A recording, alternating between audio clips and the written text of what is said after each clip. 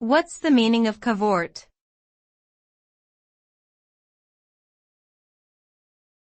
Cavort.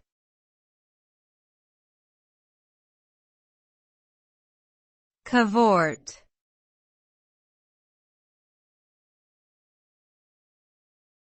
Cavort.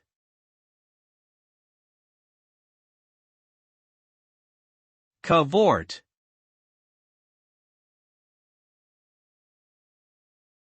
Cavort means to leap, dance or frolic around in a playful or lively manner.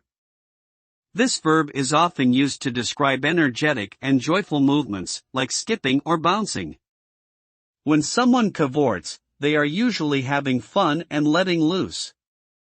The result of cavorting can vary depending on the context. It could be simply a way to release energy or excitement, or it could be a performance designed to entertain others. Overall, cavorting is a physical expression of happiness and playfulness.